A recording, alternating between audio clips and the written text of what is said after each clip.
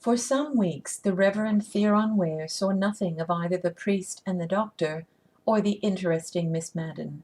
There were, indeed, more urgent matters to think about. June had come, and every succeeding day brought closer to hand the ordeal of his first quarterly conference in Octavius. The waters distinctly grew rougher as his pastoral bark neared this difficult passage. He would have approached the great event with an easier mind if he could have made out just how he stood with his congregation. Unfortunately, nothing in his previous experiences helped him in the least to measure or guess at the feelings of these curious Octavians. Their Methodism seemed to be sound enough and to stick quite to the letter of the discipline, so long as it was expressed in formulae. It was its spirit which he felt to be complicated by all sorts of conditions wholly novel to him. The existence of a line of tram cars in the town, for example, would not impress the casual thinker as likely to prove a rock in the path of revealed religion. Theron, in his simplicity, had even thought, when he first saw these bobtailed cars bumping along the rails in the middle of the main street, that they must be a great convenience to people living in the outskirts who wished to get into church of a Sunday morning. He was imprudent enough to mention this in conversation with one of his new parishioners. Then he learned, to his considerable chagrin, that when this line was built some years before, a bitter war of words had been fought upon the question of its being worked on the Sabbath day. The then occupant of the Methodist pulpit had so distinguished himself above the rest by the solemnity and fervor of his protests against this insolent desecration of God's day, that the Methodists of Octavius still felt themselves peculiarly bound to hold this horse-car line, its management, and everything connected with it, in unbending aversion. At least once a year they were accustomed to expect a sermon denouncing it and all its impious Sunday patrons.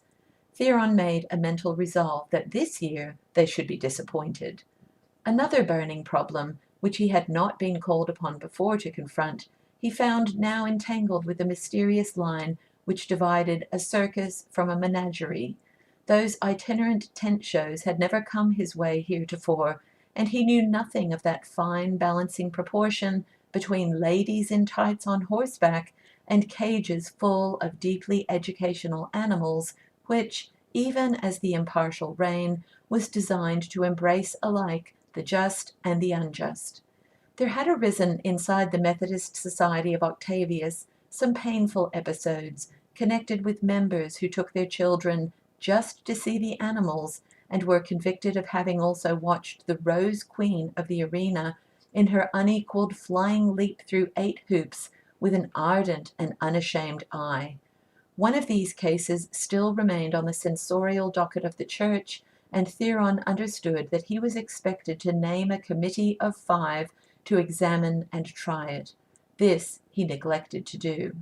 He was no longer so certain that the congregation as a whole liked his sermons. The truth was, no doubt, that he had learned enough to cease regarding the congregation as a whole. He could still rely upon carrying along with him in his discourses from the pulpit a large majority of interested and approving faces. But here, unhappily, was a case where the majority did not rule. The minority, relatively small in numbers, was prodigious in virile force. More than 20 years had now elapsed since that minor schism in the Methodist Episcopal Church, the result of which was the independent body known as Free Methodists had relieved the parent flock of its principal disturbing element. The rupture came fittingly at that time when all the isms of the argumentative 50s were hurled violently together into the melting pot of civil war. The great Methodist Church, South, had broken bodily off on the question of state rights.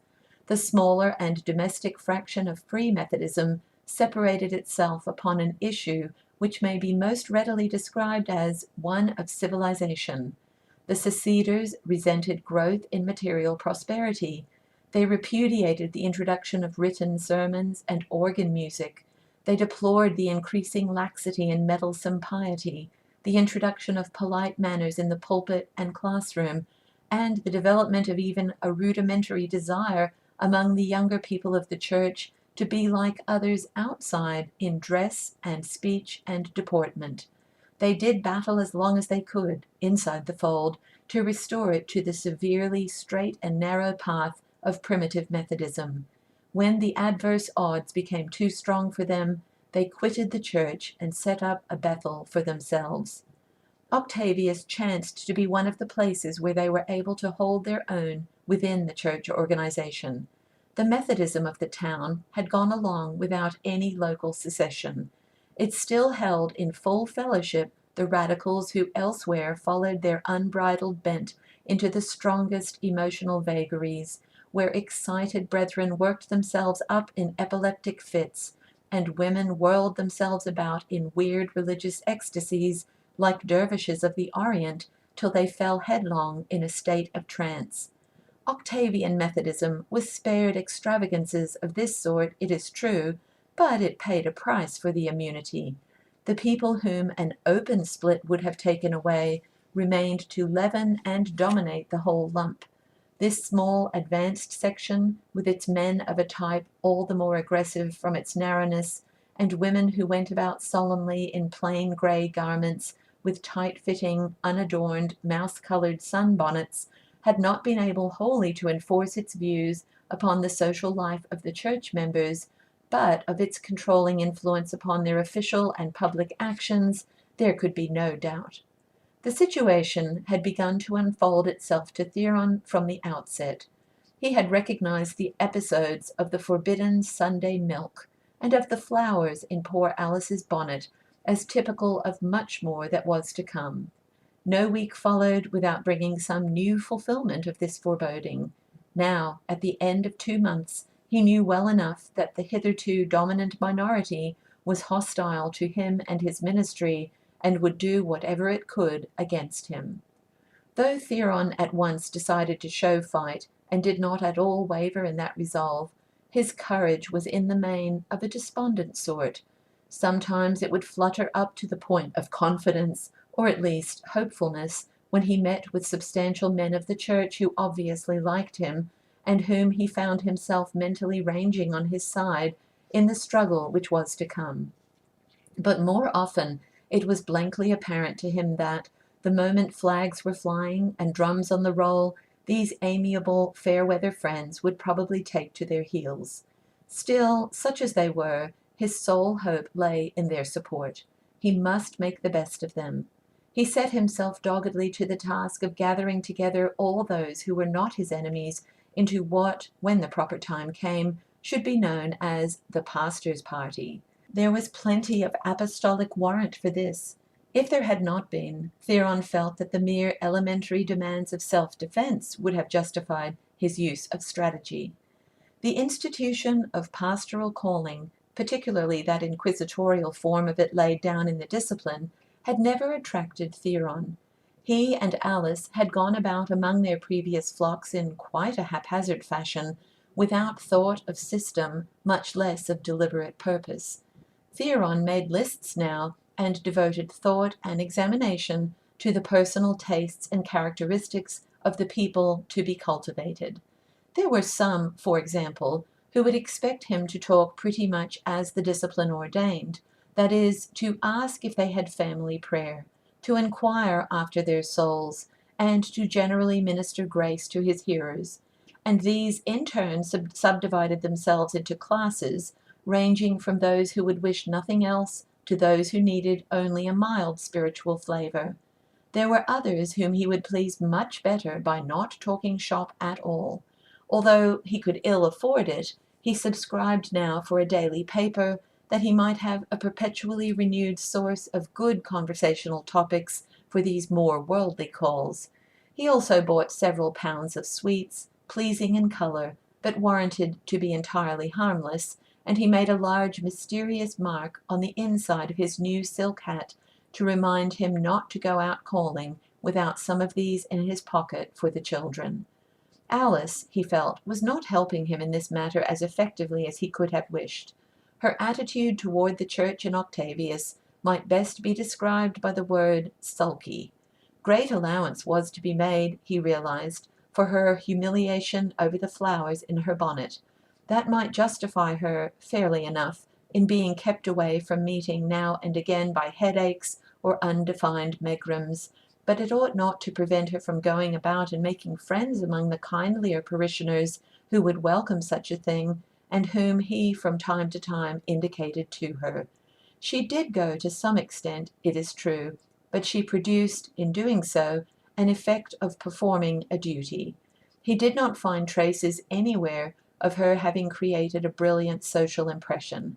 When they went out together, he was peculiarly conscious of having to do the work unaided. This was not at all like the Alice of former years of other charges. Why, she had been, beyond comparison, the most popular young woman in Tyre. What possessed her to mope like this in Octavius? Theron looked at her attentively nowadays, when she was unaware of his gaze, to see if her face offered any answer to the riddle.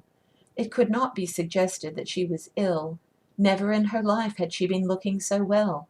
She had thrown herself, all at once, and with what was to him an unaccountable energy, into the creation and management of a flower garden. She was out the better part of every day, rain or shine, digging, transplanting, pruning, pottering generally about among her plants and shrubs. This work in the open air had given her an aspect of physical well-being which it was impossible to be mistaken about. Her husband was glad, of course, that she had found some occupation which at once pleased her and so obviously conduced to health. This was so much a matter of course, in fact, that he said to himself over and over again that he was glad. Only sometimes the thought would force itself upon his attention that if she did not spend so much of her time in her own garden, she would have more time to devote to winning friends for them in the garden of the Lord, friends whom they were going to need badly. The young minister, in taking anxious stock of the chances for and against him, turned over often in his mind the fact that he had already won rank as a pulpit orator. His sermons had attracted almost universal attention at Tyre, and his achievement before the conference at Tecumseh, if it did fail to receive practical reward, had admittedly distanced all the other preaching there. It was a part of the evil luck pursuing him that here, in this perversely enigmatic Octavius, his special gift seemed to be of no use whatever. There were times, indeed, when he was tempted to think that bad preaching was what Octavius wanted. Somewhere he had heard of a Presbyterian minister in charge of a big city church who managed to keep well in with a watchfully orthodox congregation and at the same time establish himself in the affections of the community at large simply by preaching two kinds of sermons. In the morning, when almost all who attended were his own communicants, he gave them very cautious and edifying doctrinal discourses, treading loyally in the path of the Westminster Confession. To the evening assemblages, made up for the larger part of outsiders, he addressed broadly liberal sermons, literary in form, and full of respectful allusions to modern science and the philosophy of the day. Thus he filled the church at both services and put money in its treasury and his own fame before the world. There was, of course, the obvious danger that the pious elders, who in the forenoon heard infant damnation vigorously proclaimed, would revolt when they heard after supper that there was some doubt about even adults being damned at all. But either because the same people didn't attend both services, or because the minister's perfect regularity in the morning was each week regarded as a retraction of his latest vagaries of an evening, no trouble ever came. Theron had somewhat tentatively tried this on in Octavius. It was no good. His parishioners were of the sort who would have come to church 8 times a day on Sunday instead of 2, if occasion offered. The hope that even a portion of them would stop away, and that their places would be taken in the evening by less prejudiced strangers who wished for intellectual rather than theological food, fell by the wayside. The yearned-for strangers did not come. The familiar faces of the morning service all turned up in their accustomed places every evening. They were faces which confused and disheartened Theron in the daytime. Under the gaslight, they seemed even harder and more unsympathetic. He timorously experimented with them for an evening or two, then abandoned the effort. Once there had seemed the beginning of a chance. The richest banker in Octavius, a fat, sensual, hog-faced old bachelor, surprised everybody one evening by entering the church and taking a seat. Theron happened to know who he was. Even if he had not known, the suppressed excitement visible in the congregation, the way the sisters turned round to look, the way the more important brethren put their heads together and exchanged furtive whispers, would have warned him that big game was in view. He recalled afterward with something like self-disgust the eager, almost tremulous pains he himself took to please this banker. There was a part of the sermon, as it had been written out, which easily might give offence to a single man of wealth and free notions of life. With the alertness of a mental gymnast, Theron ran ahead, excised this portion, and had ready, when the gap was reached, some very pretty general remarks, all the more effective and eloquent, he felt, for having been extemporized.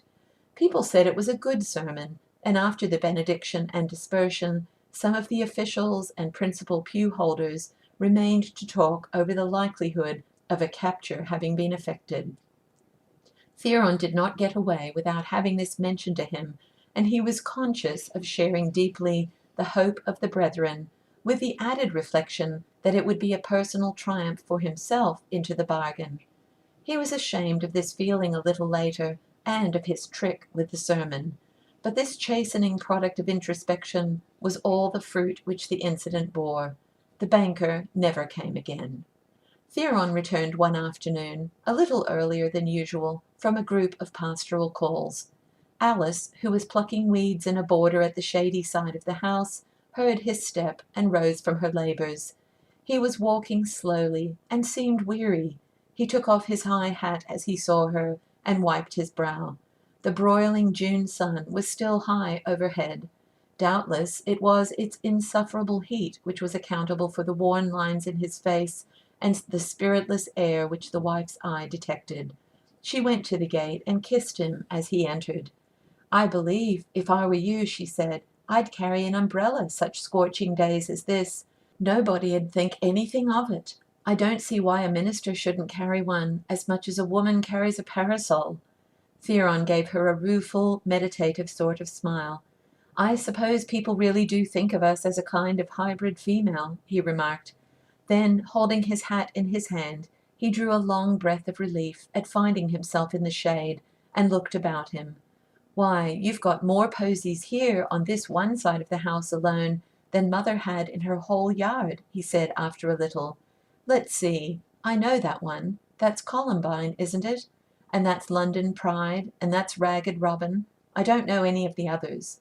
Alice recited various unfamiliar names as she pointed out the several plants which bore them, and he listened with a kindly semblance of interest. They strolled thus to the rear of the house, where thick clumps of fragrant pinks lined both sides of the path. She picked some of these for him, and gave him more names with which to label the considerable number of other plants he saw about him. "I had no idea we were so well provided as all this," he commented at last. "Those Van Sizers must have been tremendous hands for flowers. You were lucky in following such people." "Van Sizers!" echoed Alice with contempt. "All they left was old tomato cans and clam shells. Why, I've put in every blessed one of these myself, all except those peonies there, and one briar on the side wall." "Good for you!" exclaimed Theron approvingly. Then it occurred to him to ask, "But where did you get them all? Around among our friends?" "Some few," responded Alice with a note of hesitation in her voice. "Sister Bolt gave me the verbenas there, and the white pinks were a present from Miss Stevens, but most of them Levi Gorringe was good enough to send me, from his garden." "I didn't know that Gorringe had a garden," said Theron. "I thought he lived over his law office, in the brick block there." "Well, I don't know that it's exactly his," explained Alice, "but it's a big garden somewhere outside where he can have anything he likes." She went on with a little laugh. "I didn't like to question him too closely, for fear he'd think I was looking a gift horse in the mouth, or else hinting for more. It was quite his own offer, you know. He picked them all out for me and brought them here, and lent me a book telling me just what to do with each one. And in a day or two now I am to have another big batch of plants, dahlias and zinnias and asters and so on. I'm almost ashamed to take them, but it's such a change to find someone in this narrow contracted Octavius who isn't all self. Yes, Gorringe is a good fellow, said Theron. I wish he was a professing member. Then some new thought struck him. Alice, he exclaimed, I believe I'll go and see him this very afternoon. I don't know why it hasn't occurred to me before. He's just the man whose advice I need most. He knows these people here. He can tell me what to do. Aren't you too tired now? Suggested Alice as Theron put on his hat. No, the sooner the better, he replied, moving now toward the gate. Well, she began, if I were you, I wouldn't say too much about, that is, but never mind. What is it? Asked her husband. Nothing whatever, replied Alice positively. It was only some nonsense of mine. And Theron, placidly accepting the feminine whim, went off down the street again.